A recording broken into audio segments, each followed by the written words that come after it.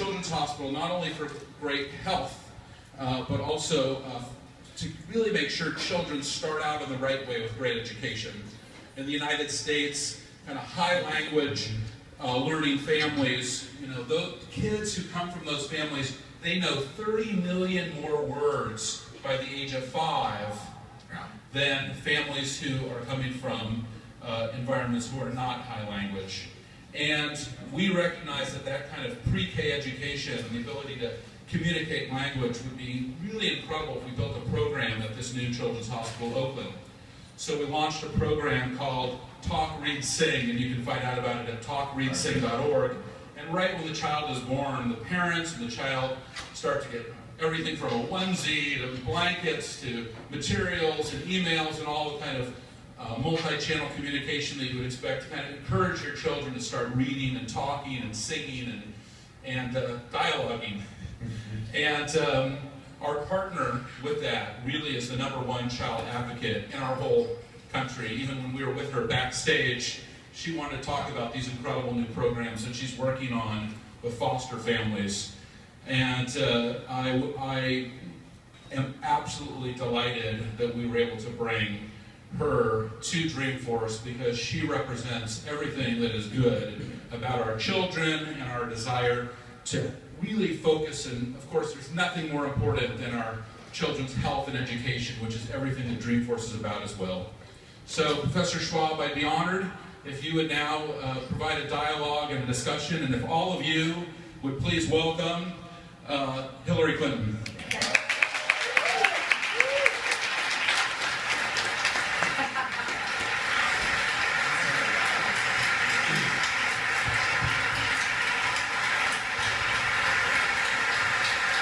Hi, Klaus. Good to see you. Hey, Mark. How are you? This is the price of admission. Thank you. Thank you, Hillary.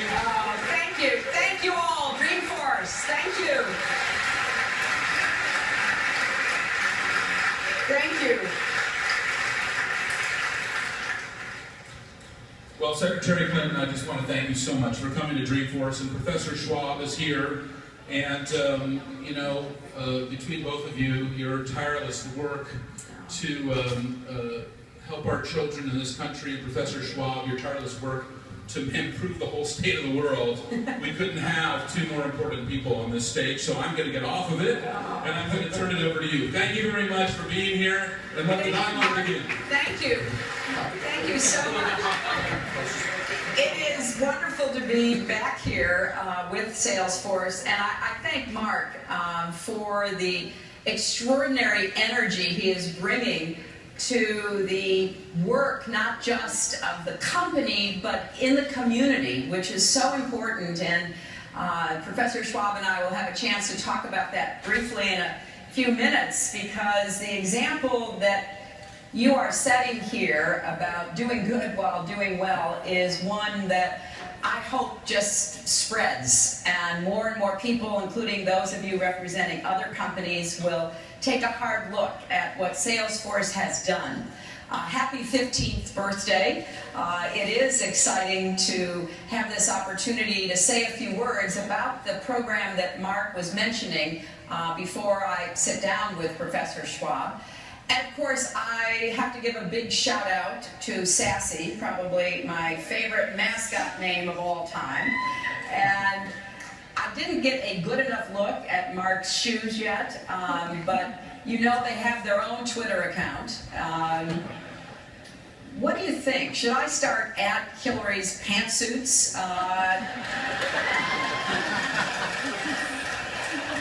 Well, you know, I had a great time here when I was at the Salesforce's kickoff fiscal year 2015 conference. And all anybody talked to me about was how great Dreamforce was. So I am thrilled to be back. Back in February, I talked about how important the Salesforce's innovations are to our economy and the potential for cloud computing and other advances to boost productivity, create jobs, accelerate our economic recovery here in the United States and across the world. It is no wonder that Forbes has named you the most innovative company in the world for the 4th straight year. And today, I want to talk about another side of Salesforce innovation, because just as you are reinventing how companies do business, you're also reinventing how companies do philanthropy. You know, Salesforce's 1-1-1 commitment, donating 1% of the company's products, 1% of its resources, and 1% of employee time, in its own way is as revolutionary as the cloud. I'm not sure about the way, but it is as revolutionary as the cloud. More than $68 million in grants, more than 680,000 volunteer hours, 23,000 nonprofits and schools in 115 countries using Salesforce services to solve problems and improve lives for people. And here at Dreamforce,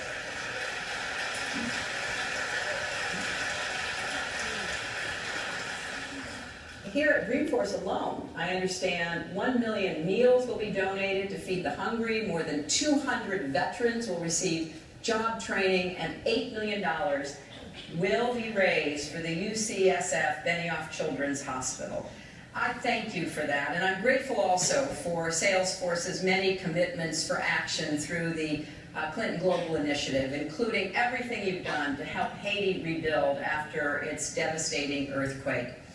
Now, this summer at the Clinton Global Initiative America in Denver, Salesforce committed to scale up your Biz Academy that trains young people from underserved communities to learn about entrepreneurship and gain skills that will help them find jobs and succeed. And you also announced plans to provide 400 paid corporate internships to at-risk young people.